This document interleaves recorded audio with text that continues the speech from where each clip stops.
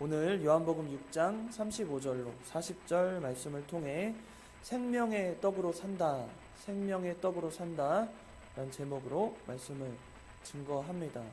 오늘 본문의 이야기는 앞에 내용을 좀 우리가 살펴보고 본문 내용에 이어지는 면을 같이 살펴야 할 것입니다.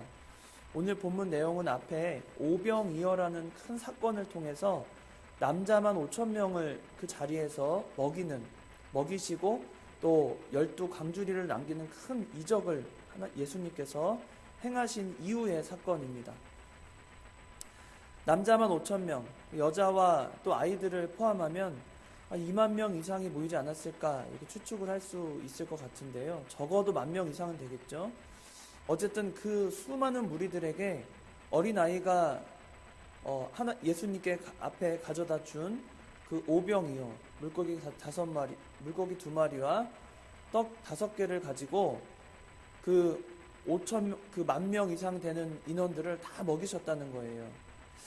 그때 어떻게 나눠줬을까? 그 방법과 그 모습은 뭐 상상하기 나름이겠지만 어쨌든 나눠줘도 남고 뭐 이렇게 되지 않았을까? 뭐 그건 정확히 알 수 없습니다.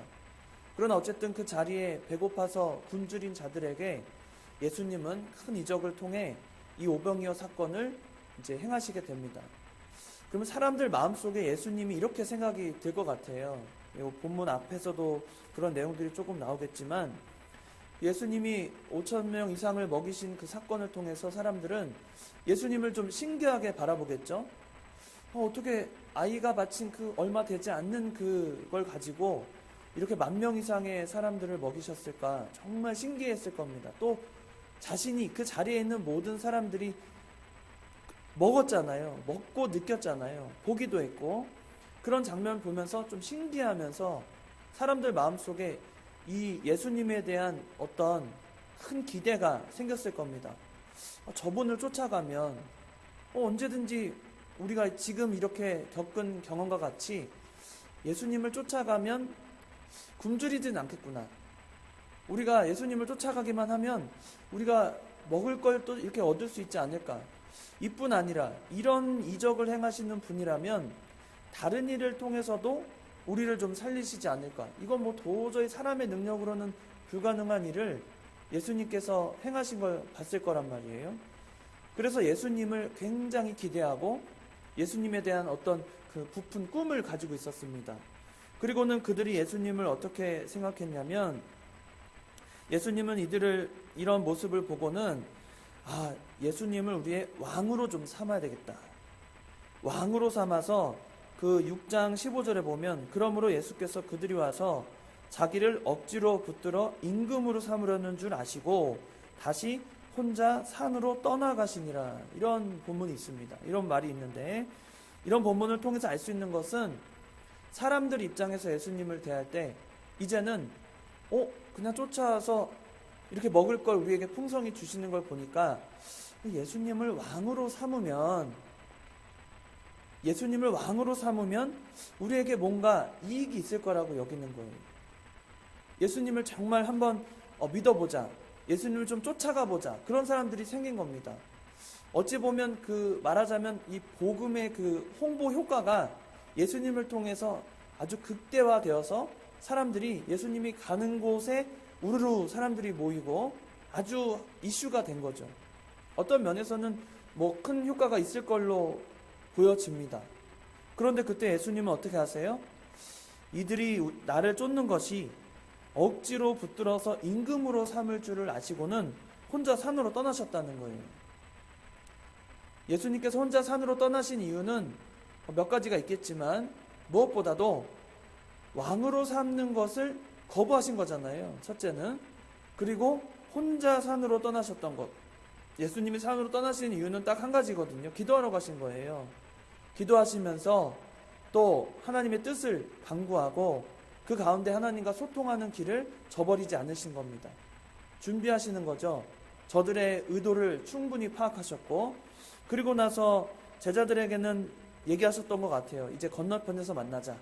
그리고는 예수님께서 먼저 건너가시고 제자들은 그 바다 가운데서 큰 파도가 일어나지만 그 가운데 두려워하면서 나중에 이렇게 건너오려고 합니다. 그때 예수님이 그 큰 파도를 만난 그 제자들의 배 가운데서 등장하시고 두려워하지 말라고, 그리고 나서 건너편에 임하시게 되죠. 건너편에 갔다는 소식은 제자들뿐 아니라 원래 그 자리, 원래 예수님과 그 음식을 나누고 예수님을 왕으로 삼았던 그 무리들이 소식을 듣게 되는 거예요. 그리고 그쪽으로 예수님을 쫓아서 다시 예수님을 만나게 됩니다. 그리고는 그때 예수님을 만나서는 똑같이 요구하는 거예요. 똑같이. 예수님, 저희 또 굶주립니다. 저희 또 배고픕니다. 예수님, 저희 위해서 좀 뭔가 해주세요. 이런 모습으로 예수님을 쫓아오게 된다는 겁니다. 그때 예수님께서 이제 그들에게 가르치시는 말씀이 오늘 본문이에요. 오늘 본문에 뭐라고 하셨냐면 33절 먼저 보시면, 하나님의 떡은 하늘에서 내려 세상에 생명을 주는 것이니라, 이렇게 말씀하십니다. 하나님의 떡이라고 그랬어요. 하나님의 떡은 하늘에서 내려 세상에 생명을 주는 것이다. 이것이 생명의 떡이십니다. 예수님은 이 세상 가운데 생명의 떡으로 오셨어요. 생명의 떡. 떡 좋아하십니까? 떡 좋아하세요? 여기서 떡은 이제 우리나라 번역으로 이렇게 떡으로 되어 있지만 여기서 말하는 것은 거의 빵에 가깝죠. 미국 영어나 여러 버전에서 보면 그런 부분으로 보여지거든요. 그들이 흔히 먹던, 그들이 자주 먹던 그런 것입니다. 그런데 이들에게는 그 떡이 그냥 생존을 위한, 살아가기 위해서 자기 목숨을 위해서 강구하는 그런 먹거리 정도로 여겨지는 거예요. 그런데 예수님께서 제일 먼저 그런 자들에게 예수님을 보면서 또 먹을 게 없나, 또 뭔가 우리에게 또 먹을 걸 주지 않으실까, 그런 기대를 가지고 있는, 그렇게 바라보고 있는 이들에게, 모여있는 무리들에게 예수님이 제일 먼저 하신다는 얘기가, 하나님의 떡은 하늘에서 내려 세상에 생명을 주는 것이라, 이렇게 말씀하시는 겁니다. 예수님은 우리의 생명의 떡으로 오셨는데 그들은 그 생명의 떡의 의미를 잘 모르는 거예요. 생명의 떡 하니까 그들 입장에서는 그 생명이라는 것이 지금 살아가는, 생존하고 있는, 자신들이 살아가고 있는 이 세상에서 그냥 죽지 않고 내 생명을 유지할 수 있는 그 정도의 떡으로 생각하는 겁니다. 그런데 예수님이 말씀하신 이 생명의 떡은요, 그런 의미가 아닙니다. 오늘 본문을 통해 예수님은 자세하게 그 생명의 떡의 의미를 네 가지로 설명해 주셨는데, 그 첫 번째는 이것입니다. 생명의 떡의 의미. 첫 번째는 구원의 갈급함으로부터의 해방이에요. 그게 35절에 나옵니다. 35절에 보시면 예수께서 이르시되 나는 생명의 떡이니 내게 오는 자는 결코 줄이지 아니할 터이요 나를 믿는 자는 영원히 목마르지 아니하리라. 무리들이 모여서 예수님께 간구하기는 저번처럼 그 10,000명 이상 되는 사람들을 다 먹이신 것처럼 우리에게 지금 또 배고프거든요. 예수님, 저희 배고픈 저희를 좀 먹여주시겠어요? 그런 모습으로, 그런 눈빛으로 예수님을 바라보고 있거든요. 그때 예수님께서 첫 번째로는 이 생명의 떡의 의미를 구원의 갈급함으로부터의 해방으로 본 겁니다. 첫 번째가 결코 줄이지 아니한다 그랬잖아요. 35절에 첫 번째, 결코 줄이지 아니한다. 두 번째는요, 영원히 목마르지 아니한다. 그러니까 줄이지 않고 목마르지 아니하고. 먹을 거잖아요. 줄이지 않고 목마르지 않다. 먹을 것과 마실 것을 주신다는 거예요. 그런데 이들에게 준다는 것은 또 이 말씀을 하니까 속으로 생각했겠죠. 이번에도 주시려나 보다. 이번에도 그 오병이어와 같은 역사를 우리에게 이루시려나 보다. 먹을 것과 마실 걸 주신다고 그랬으니까. 그런데 예수님께서 말씀하시는 것은 그들이 그렇게 기다리던 그 먹을 것과 마실 것이 아니라 그 이상의 의미를 담고 그들에게 가르쳐 주시는 거예요. 너희가 나를 생명의 떡으로 여기고 나를 받아들이면 너희가 원하는 그 구원의 갈급함, 그냥 굶주린 거 말고 너희 영혼이 살고 너희 육신이 사는 그 모든 것을 만족하는, 영원히 목마르지 않고 줄이지 않을 그 생명의 떡으로 내가 왔다는 거예요. 그런데 그들은 이것을 이해하지 못하는 겁니다. 또 두 번째 의미는 37절에 나오는데 구원의 세계로 인도하신다는 거예요. 생명의 떡은 37절에 아버지께서 내게 주시는 자는 다 내게로 올 것이요 내게 오는 자는 내가 결코 내쫓지 아니하리라. 여기서도 두 가지가 나오죠. 구원의 세계로 인도하시는데 생명의 떡은 그 첫 번째가 여호와께로 가게 되는 겁니다. 그리고 내쫓지 않는 거예요. 이 모인 무리들에게 있어서 예수님이 주는 의미는 먹을 걸 해결해 주는 분 그 이상인 거예요. 그냥 내가 살 수 있는 거, 먹을 거, 마실 거 주시는 분 그 이상에 그들이 진짜로 원하는 거, 내 삶에서 지금은 방황하고 또 지쳐있는 이들에게 가장 필요한 것은 물론 눈에 보이는 먹을 것과 마실 거겠죠. 그런데 그 이상에 그들이 정말 진정으로 원하는 그 구원을 맛보게 하시는 분이, 그 구원의 세계로 인도할 분이 예수님임을 우리에게 알려주는 겁니다. 여러분, 우리가 사는데요, 먹을 거 필요합니다. 또 마실 것도 필요하고 입을 것도 필요하고 우리를 안전하게 보호해줄 그 집도 필요하고 다 필요해요. 시대가 점점 변하면서 정말 새롭게 뭔가 누리고 싶어하는 것들, 우리에게 그런 욕구가 있는데요, 그런 욕구를 만족하면서 사는 것, 그 욕구를 채워가면서 사는 것이 우리 삶에 꼭 필요합니다. 그래서 우리가 살아갈 때 세상에서 누릴 수 있는 거 여러분 많이 누리셔야 돼요. 많이 누리는 겁니다. 그건 경건의 문제가 아니에요. 세상에서 여러분이 누릴 수 있는 것은 할 수만 있으면 많이 누리셔야 됩니다. 좋은 것도 먹을 줄 알아야 되고요. 좋은 것도 입을 줄 알아야 돼요. 물론 너무 과하게 입는 것도 하나님 앞에 그보다는 더 많은 쓰임이 있으니까 필요할 수 있겠지만 그래도 누릴 수 있으면 누리는 거, 그것이 나쁜 게 아닙니다. 성경적이지 않지 않아요. 성경에서는 오히려 세상에서 누릴 수 있는 거 성도들이 다 누리라고 말하고 있어요. 누려야 됩니다. 그런데 중요한 것은 세상의 것을 누리면 누릴수록 우리 마음에 만족이 있느냐, 그건 다른 문제예요. 우리가 세상에서 누릴 수 있는 건 많이 누리시고 만족을 느끼면서 그 내 욕구를 채워가는 것 중요하지만 그것이 내 만족을 완벽하게 100% 만족을 주느냐, 그건 그렇지 않다는 거예요.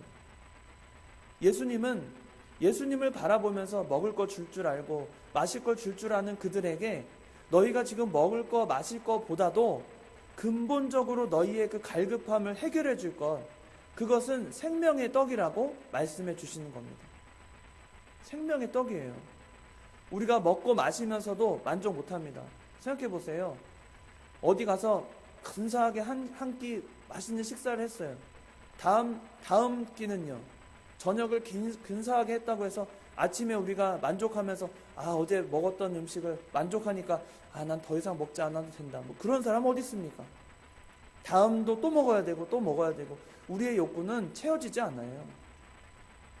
아주 생존을 위해서 기초적인 그런 식욕도 우리 욕구에 채워지지가 않는데 우리의 바램이 어떻게 다 세상 가운데서 채워질 수가 있겠습니까? 우리의 욕심은 완벽하게 채워진 적이 역사적으로 없어요. 한 번도 없습니다. 인류 역사가 시작되고 지금까지 단 한 번도 인류의 모든 욕구를 만족했던 세상 것은 아무것도 없어요. 두고 보세요. 세상 가운데 살아보세요. 얼마나 만족을 하지 못해요. 네, 우리 교회 이번에 차량을 바꾸면서 아주 막 옛날 기존 거 생각하면은 얼마나 만족스러워요. 그렇죠? 편안하고, 네? 기름도 많이 안 들고 얼마나 만족스러워요. 근데 발판 없어가지고 얼마나 불편했어요. 처음에. 우리의 만족이 점점 그 욕구가 점점 생기는 거예요. 편안한데 발판 하나 있으면 좋겠다. 이제 발판이 생겼어요. 그래서 이제 좀 더 편안해지실 거예요. 얼마나 감사한지 모릅니다. 그런데 그 이후에는요, 또 우리의 욕구가 점점 욕구를 채워가게 되어 있어요. 만족할 수 없습니다. 그런데 예수님께서는 그러한 너희들의 공고하고 궁핍하고 결핍되어 있는 그 모든 부분을 완벽하게 채워줄 수 있는 생명의 떡이 여기 있다는 거예요. 그것이 예수님이시고 말씀이 육신으로 우리에게 찾아와 주신 겁니다. 우리가 사는 것은 이 생명의 떡으로 사는 거예요. 우리가 먹는 음식이 아니고, 우리가 챙겨 먹는 영양제가 아니고요. 우리가 건강검진을 받으면서 건강을 유지하고 점검하면서 내 건강을 지키는 걸로 우리가 사는 것이 아니라, 우리는 하늘로부터 내려오신 생명을 주려고 우리에게 주신 그 하늘의 생명으로 사는 거예요. 하늘의 생명. 여러분, 생명의 떡은 하늘의 생명입니다. 우리가 생명이라고 생각하면 지금 이 세상을 살아가는 생명 정도로 생각하는 거예요. 지금 우리가 가지고 있는 수명, 우리가 지금 숨쉬고 이 세상을 바라보고 먹고 있고 또 누리고 있는 이 모든 생명이 그 생명이라고 생각하는 거예요. 아니에요. 그런데 예수님이 말씀하신 이 생명의 떡의 그 생명은 하늘의 생명입니다. 우리가 육신이 죽어도 하늘의 생명은 끝나지 않는 거예요. 그래서 세 번째로 이 생명의 떡의 의미를 예수님께서 어떻게 설명하셨냐면 결정적인 확신으로 주신 거예요. 38절, 39절 그 말씀을 주십니다. 38절에 내가 하늘에서 내려온 것은 내 뜻을 행하려 함이 아니요 나를 보내신 이의 뜻을 행하려 함이니라. 나를 보내신 이의 뜻은 내게 주신 자 중에 내가 하나도 잃어버리지 아니하고 마지막 날에 다시 살리는 이것이니라. 우리에게 주시는 결정적 구원의 확신이 이 생명의 떡을 의미하는 겁니다. 결정적인 확신이에요. 여러분, 우리가 죽으면 어디 갑니까? 믿지 않는 자들은 죽으면 나야 모르죠. 내가 어떻게 알아요? 죽었는데. 이렇게 말할 뿐입니다. 그러나 믿는 자들, 예수 그리스도를 구주로 믿는 우리에게는, 생명의 떡이 되신 예수님을 믿는 우리에게는 구원의 확신을 우리에게 마음속에 새겨주시는 거예요. 그게 하늘의 생명입니다. 우리는 예수님의 뜻, 하나님의 뜻대로 예수님께 주어진 자들이에요. 택함받은 백성. 그런 우리를 하나도 잃어버리지 아니하시고 마지막 날에 다시 살리시는 거예요. 부활의 확신이 우리에게 있는 겁니다. 생명의 떡이에요. 하늘의 생명. 우리가 가지고 있는 지금 몇 년 안 남은 이 생명이 아니라 하늘의 생명이에요. 영원 전부터 시작되었고 영원히 이어질 그 하늘의 생명이 우리에게 주어졌다는 겁니다. 얼마나 귀해요. 여러분, 세상에서 여러분이 실망하고 또 만족하지 못하는 그런 것들 세상에 많잖아요. 그래서 좀 살 때 우리가 좀 불편한 게 있어요. 세상 살아갈 때. 내 맘 같지 않고 세상 살 때 불편한 거 얼마나 많습니까? 근데 우리가 정치적으로 사회적으로 또 우리 개인적으로 다 보면 우리의 마음대로 모든 게 다 흘러가지 않거든요. 그러면 우리 마음속에 불만도 생기고 불평도 생겨요. 그리고 악인들을 보면 화도 치밀고, 최근에도 어떤 뉴스 보니까 그 감옥 갔다가 그 험한 죄를 짓고 감옥 갔다가 이렇게 감시 대상이었는데 잠깐 또 몰래 외출을 했다면서요. 그 소식을 들으면 분해가지고 저거 살려놔야 되나, 놔둬야 되나 분이 치밀어 오르고 그런 일 얼마나 많아요.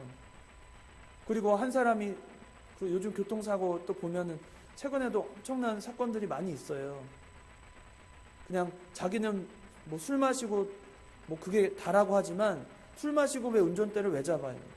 그래서 왜 애매한 사람들, 정말 그냥 아무 죄 없는 사람들을 그냥 들이받아가지고 그 생명을 앗아가냐고.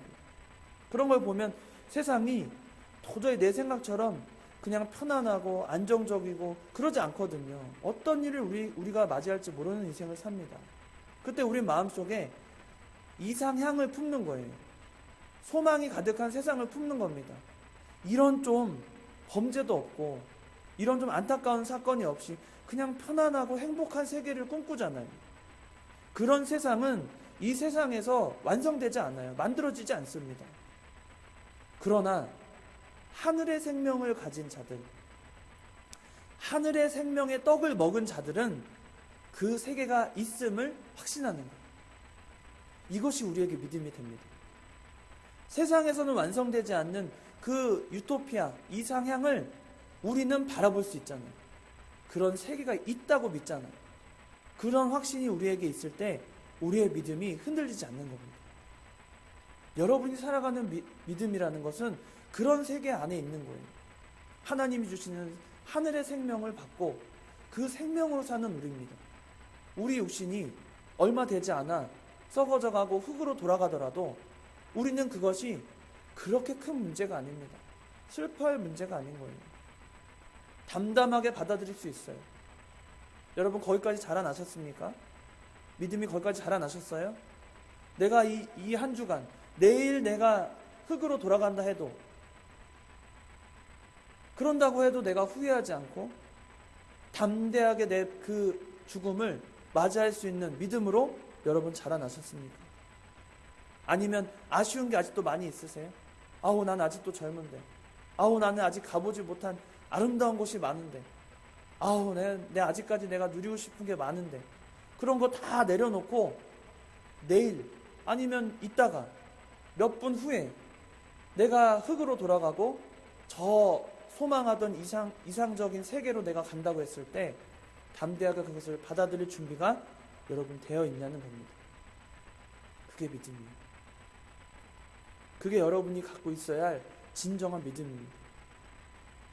순간순간을 살면서도 그 순간에 감사하면서도 내가 언젠가 흙으로 돌아갈 것을 담대하게 받아들일 수 있냐는 거예요. 그런 믿음, 그것을 우리에게 주실 때 하늘의 생명의 떡을 우리에게 주신 거예요. 예수님을 믿으면 됩니다. 예수님을 담대하게 당연하게 믿으면 되는 것이에요. 그게 세 번째예요. 구원에 대한 결정적인 확신을 갖는 겁니다. 그런 결정적인 확신을 가지면 이 생명의 떡은 우리에게 열매를 맺게 하십니다. 그게 네 번째예요. 구원의 열매. 그것이 네 번째인데 40절에 나옵니다. 내 아버지의 뜻은 아들을 보고 믿는 자마다 영생을 얻는 이것이니 마지막 날에 내가 이를 다시 살리리라 하시니라. 우리의 생명은요, 흙으로 돌아가고 가족들이 슬퍼하는 장례로 끝나는 것이 아니라 우리에겐 영생이 있어서 다시 살림을 받고 영원히 사는 거예요. 너무나 기쁘지 않습니까? 이것이 우리가 믿는 예수 그리스도를 믿는 그 믿음 안에 우리에게 맺혀질 열매라는 거예요. 세상 사람들은 그냥 죽은 자들 그리워하면서 슬퍼하면서 그 아픔에 시달립니다. 얼마나 많아요. 유명인들 얼마나 많아요. 그런 자들이 막 기리면서 몇 년 됐다고 그러고 언제 해가지고 여전히 그 사진을 보면서 그리워하고. 이제 그런 거 하지 마세요. 사진을 보면서 그리워하는 거 사실은 믿음 안에서는 부질없어요. 우리가 그런 거보다 믿는 자로 하나님 앞에 천국 그 소망을 갖고 살다가 이제 마지막 때에 이르렀을 때는 천국에 입성하는 날이잖아요. 그럴 때 우리에게 주는 커다란 소망이 있잖아요. 우리가 이것이 끝이 아니라는 거예요. 하나님의 택함을 받지 않은 자들은 장례로 말미암아 그 끝이기 때문에 더 이상의 소망이 없기 때문에 슬퍼하고 좌절합니다. 그래서 그 슬픔에서 벗어나질 못해요. 세월이 아무리 흘러도 그 슬픔에서 벗어날 수 있는 사람은 단 한 사람도 없습니다. 그런데 믿는 우리는 다른 거예요. 예수 그리스도를 믿는 우리에게는 끝이 아닙니다. 우리의 생명은 영원히 지속되는 하늘의 생명이기 때문이에요. 그 생명의 떡이 예수님, 그 말씀이 육신이 되어 돌아오신 분이 우리 예수 그리스도이신 겁니다. 우리가 믿는 그 예수 그리스도를 믿기만 하면 우리는 이 모든 것을 누리며 사는 거예요. 믿지 않는 자들이 누리지 못하는 영원한 소망 가운데 기쁨으로 사는 겁니다. 무슨 일을 만나도 우리는 좌절하지 않아요. 끝이 없어요. 우리에게는 영원한 기쁨이 있을 뿐이에요. 그런 삶을 여러분이 살아야 하는 겁니다. 좌절할 틈이 어디 있어요, 세상 가운데. 슬퍼할 틈이 어디 있습니까? 일이 잘 되지 않으면 우리는 어떻게 해야 돼요? 일이 되지 않고 답답한 일이 있을 때는 지나간다고 생각하는 거예요. 이게 인생인데. 그런데 내 마음속에 자리 잡고 있는 그 평안과 위로와 안심과 그 우리 하나님께서 우리와 긴밀하게 역사하심은 흔들리지 않아야 되는 거예요. 그게 믿음이거든요. 그 어떤 일을 만나도 우리가 그런 믿음까지 자라났는지 우리가 말씀 가운데 우리 자신을 비춰봐야 합니다. 내가 정말 사는 것이 이 생명의 떡을 믿음으로 사는 것인지, 아니면 하나님을 이용해서 하나님이 나에게 베풀어 주신 것을 가지고 자꾸 내 욕심을 채우면서 그것이 내 삶의 기쁨이 되고 있는지 우리 자신을 살펴봐야 한다는 겁니다. 생명의 떡은요, 그렇게 역사하지 않아요. 생명의 떡은 그렇게 그냥 단순하게 우리를 먹이고 입히고 우리를 마시게 하는 그 정도의 떡이 아니에요. 우리의 인생을 좌지우지하고 우리 마음을 뒤흔들지 않는 굳건한 아주 대단한 그 깊은 뿌리, 나무의 뿌리와 같이 대단히 깊어서 언젠가는 꽃을 피워야 될 때 꽃을 피우는 그 뿌리와 같은 거예요. 벚꽃 보세요. 이제 이번 주에 절정될 것 같아요. 산책하러 가야 되겠어요. 수요일 날 모여서 예배 마치고 아름다운 벚꽃을 보면서 또 하나님의 세계를 우리가 만끽해야 될 것 같아요. 그런데 보세요. 그 겨울에 그 나무들이 다 죽은 것 같고 가지 만져보셨어요? 겨울의 가지들이요. 쉽게 끊어져요. 굉장히 쉽게 끊어지고 생명이 없는 것처럼 보입니다. 도저히 여기선 생명이 없는 것처럼 보여요. 그런데 뿌리가 살아있고 깊이 박혀있으니까 어떻게 합니까? 이 따뜻한 날이 되니까 그 모진 겨울을 다 이겨내고 다시 그 자리에서 아무렇지 않게 그 열매를 맺고 꽃을 피우잖아요. 우리의 믿음이라는 것이 그런 겁니다. 시련이 오고 어려움이 온다고 해서 우리의 믿음이 흔들려서 그때마다 흔들리고 나무채 뽑히고 그런 게 아니에요. 우리의 믿음이 이 하늘의 생명의 떡을 먹은 우리라면 하나님이 주신 소망 가운데서 굳건하게 이 믿음을 지켜나갈 것입니다. 여러분도 그런 믿음으로 살아야 되겠어요. 어떤 어려움에도 하나님이 우리를 저버린 적은 결코 없습니다. 오늘 보세요. 우리를 내치지 아니하신다고 그랬고요. 오늘 본문에도 나오죠. 영원히 목마르지 아니하신다 뒤에 내쫓지 않는다고 그랬어요. 여호와께로 오게 하신다고 그랬고 또 잃어버리지 않는다고 하셨고 내쫓지 않는다고 그랬어요. 이런 세계가 있는 겁니다. 우리에겐 이것을 소망하고 살 권리 또 우리에게 그런 선물을 우리 안에 주신 거예요. 이 믿음을 우리가 굳건히 붙잡아서 다시 한번 우리는 꽃을 피워야 될 것입니다. 해가 거듭할수록 더 아름답게 더 하나님이 풍성하게 주시는 그 힘을 가지고 우리에게 주시는 그 생명력을 가지고 이 세상을 살아가면서 여러분 믿음으로 사는 저와 여러분 되시기를 주의 이름으로 축원합니다. 다 같이 기도하시겠습니다. 살아계신 하나님 아버지, 오늘도 우리에게 하늘의 생명을 먹여주심을 감사합니다. 하늘의 생명이 되시는 그 생명의 떡이 되시는 예수 그리스도를 믿음으로 우리가 그의 피와 살을 먹고 마시며 그 가운데 생명의 근원 되시고 영생의 또 근원이 되시는 그 여호와를 우리가 믿음으로 말미암아 우리의 마음속에 근심과 걱정이 사라지고 또 깊은 뿌리가 되어서 하나님 때 맺게 하시는 그 열매를 맺으며 꽃을 피우는 그런 믿음의 자녀들이 다 될 수 있도록 하나님 역사하여 주시옵소서. 우리에게 주는 믿음이 헛되지 않습니다. 우리가 굳건히 붙잡는 이 믿음은 언젠가 하나님이 세우시고 또 드러내시며 그 가운데 꽃을 피우라고 우리에게 주신 믿음인 줄 아오니 우리가 이 믿음의 꽃을 잘 피워서 주님 앞에 영광 돌리는 우리의 삶이 되게 하여 주시옵소서. 우리가 지금까지 하나님의 말씀을 온전히 순종하지 못하고 따라가지 못했다면 우리가 이제 말씀을 배워서 새 봄이 왔듯이 새 마음을 가지고 새 뜻을 두고 주님 앞에 충성하는 저희들 되게 하여 주시옵소서. 우리 마음에 믿음이 자라나게 하시고 굳건하게 하시고 또 깊은 뿌리와 같이 밑으로 잘 내려져서 어떤 풍파가 오더라도 흔들리지 않는 믿음으로 주님께 영광 돌리며 사는 저희의 삶이 되게 하여 주시옵소서. 거룩하신 예수님의 이름으로 기도드리옵나이다. 아멘.